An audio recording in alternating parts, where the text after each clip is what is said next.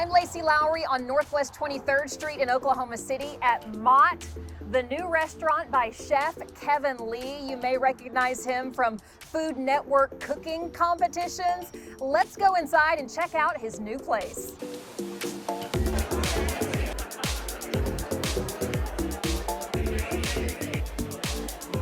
Chef Kevin Lee, new restaurant. Yes. It's called Mott. What does that mean? Mott means flavor in Korean. Okay. You know, I really want to pick a Korean name, obviously, to represent my culture. But I also want to be a word that people can pronounce it and say it, correctly. I thought Mott was that perfect word, like flavor, that really represents how I cook my food with a lot of flavor. And I just think it looks cool. Like you see Mott, I think everybody when they see it, it's Mott. I used to have a restaurant called Gogi-Go in Midtown. And everybody called it Goji-Go. It drove me crazy. Nobody could ever pronounce it correctly and drove me nuts. So I really wanted to make sure with this Korean name, Mott, that people could really pronounce and understand the meaning of it. It's a Korean word, you're Korean, but it says Modern American Steakhouse. What do you mean by that? It's like, we all love steaks here in Oklahoma, and we have our great steakhouses here, but they're all very, kind of old school, generic, classic steakhouses that you see everywhere, right? But I really want to take the steakhouse classics and kind of put my spin to it, the way, I would eat it in my household, like with my flavors, my marinades, and my spices.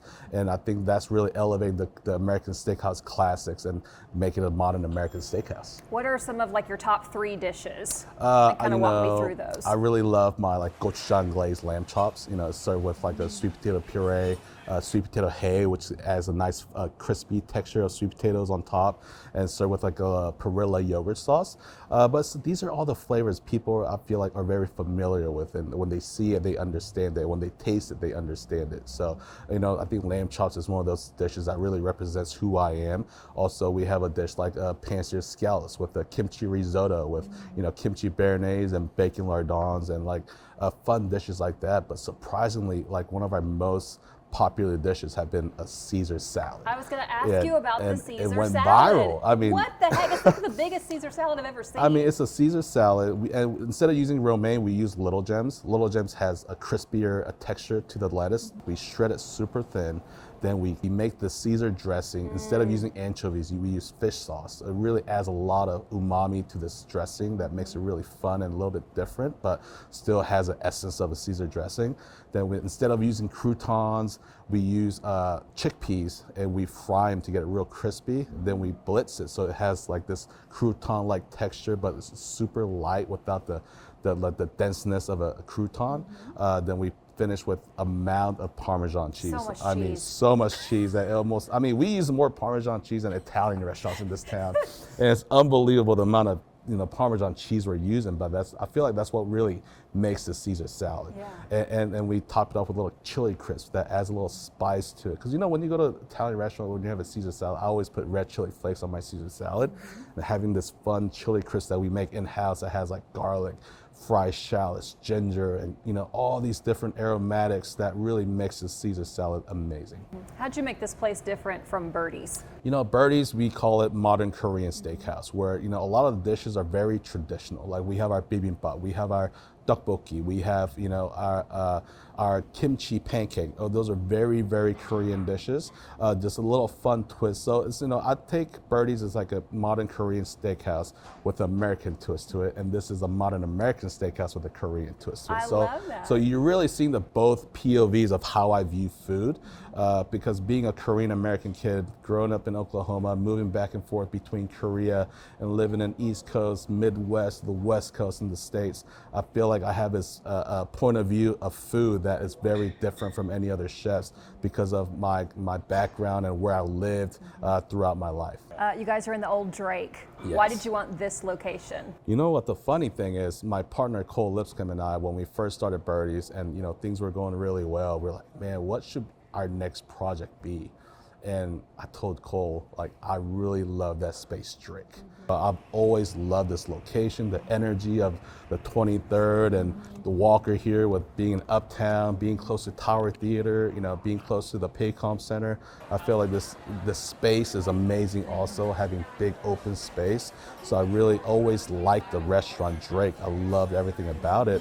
And when I heard that Keith and Heather Paul were going to close down after operating for 10 years, I immediately called him right away. Said, you won't believe this. And I was like, I've been looking at your space for years, and when I saw that article, I called him right away. I mean, literally within days, I signed the space and decided that we're going to move into this You space. did a lot of changing in here too, a lot of reno. We did. You know, it was a beautiful space Yeah. to begin with, so it wasn't hard to make this space, you know, really come to life. It was before it was a seafood restaurant, so it was very bright, it was very open, but I wanted to really create something that's fun. You know, I wanted to create a space where when you walk in, you almost forget that you're in Oklahoma City. You feel like you're in New York or in Vegas, where the energy and the vibe is there, and the food is, you know, very familiar but also elevated. And I feel like, you know, the energy of the restaurant is very important. And that's the really, I wanted to create that energy in this space to really make you feel like you're somewhere outside of Oklahoma City, like almost on a vacation, having a great time. I am so thrilled. I travel to go eat places. Like, I love the food in all different places, and so I'm thrilled that Oklahoma City finally has a food scene. That we can stay here, we can enjoy the food, we don't have to travel. It's just, I mean, they're flourishing in the food scene, and I'm thrilled about it. The love and support we've been getting from the city has been unbelievable. Opening restaurants is very, very hard, but you know, I have a great team here. I have a lot of people here who's worked with me in the past, and you know, I have Josh Valentine, who's one of the best chefs in the city. I have a chef, Kazu Nakahara, who just moved here from Aspen, who used to run a Michelin star chef a restaurant in Aspen called Bosque. And I'm just a guy who's lucky enough to have a great team of, you know, Emma Perlman and Irene in the bar, and you know, Isabel running the front of the house with Cole. I mean, it's just it's a great team that we have here that really makes every part of this restaurant run the way it is now. Are you still living your dream?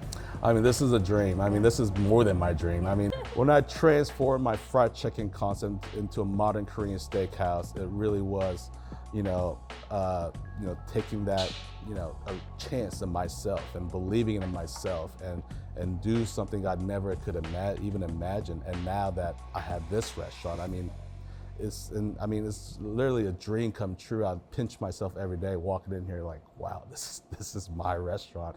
And it just has been an unbelievable ride the last couple of years to get to where I am.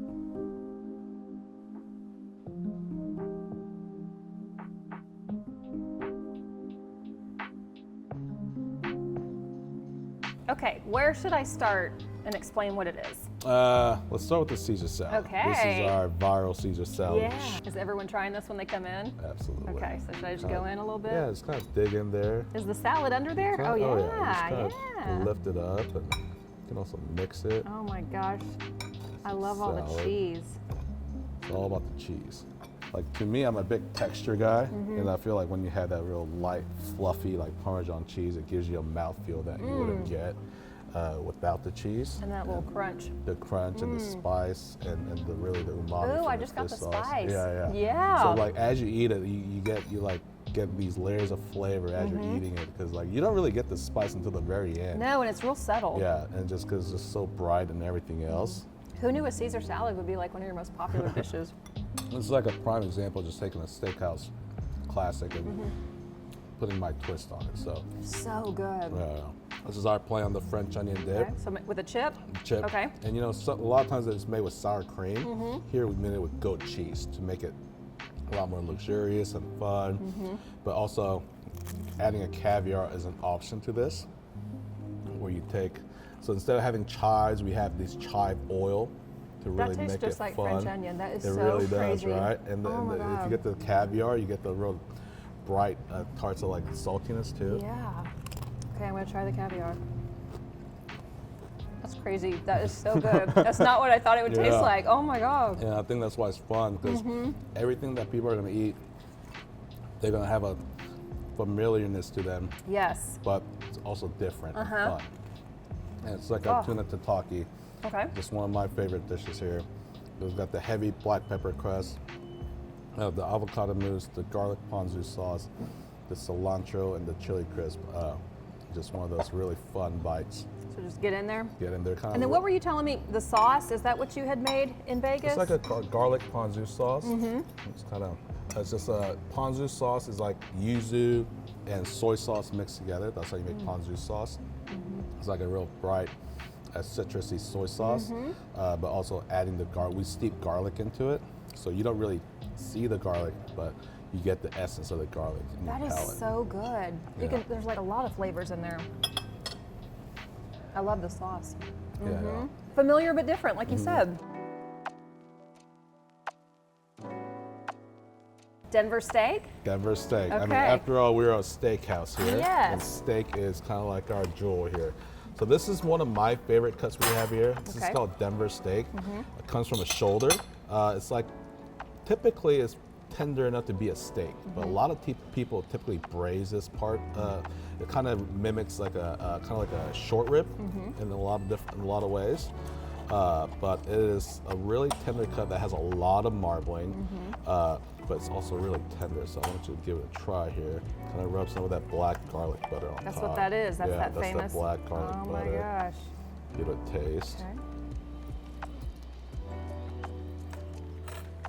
Oh, that's good. But And that crunch on it too. Oh, I've never had a Denver steak, and it's fabulous.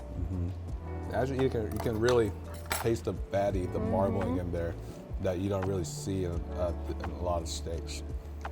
Oh my gosh, that's And good. that's what makes it really fun and different. So. Tell me about the black garlic butter. So black garlic is something, it's kind of like roasted garlic, right? But taking it even further. So what you do, you take some garlic, whole garlic cloves, toss it with a little bit of beer, and you just let it, when you have those rice cookers, they have the cook button and the warm button. Yeah. All you do is keep it in warm for 2 weeks, and the garlic bulbs turn black. Where Whoa. like you see these little black specks on here, that's yeah. the actual black garlic. Then it has this real deep umami, like roasted garlic flavor, and it's just a really fun way to add a different element of flavor to your steaks. Is that a Korean thing, or is that It's just it comes from an Asian culture for Okay, sure. yeah. But you know, I think it's something that it's also good for you and health-wise. I don't know exactly what the We'll take it though. the medical the reasoning behind it is, but it's something that Koreans used to eat for health reasons. I've never heard of that before. But now I feel like it's just so good to make compound butter with it, or make sauces with it, make glazes with it. It's just a really fun ingredient to use. It's so good. Thank you. Oh my god.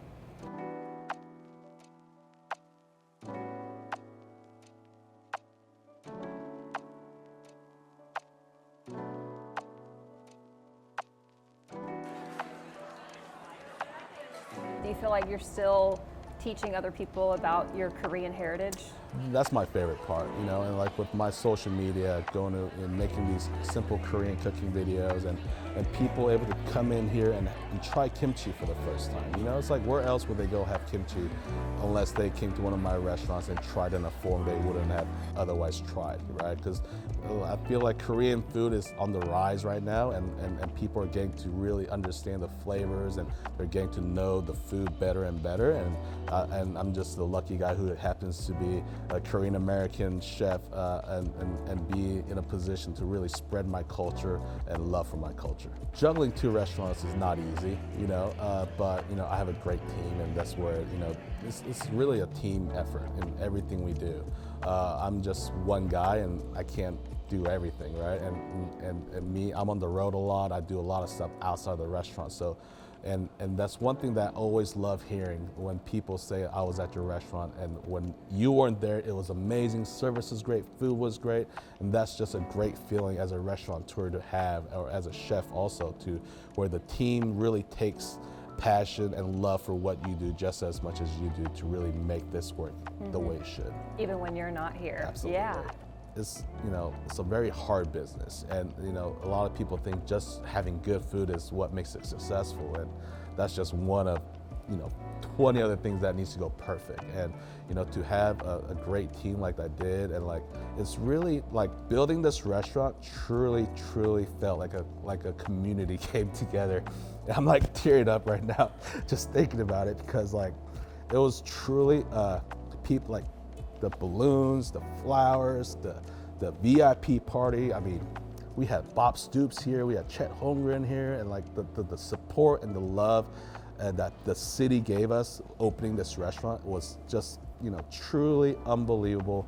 And I truly thank everybody, in this community to really help me open this restaurant. Yeah, it's because they believe in you and they want to support what you're doing. And I feel so blessed, and I'm so thankful every day that I have the people I have around me.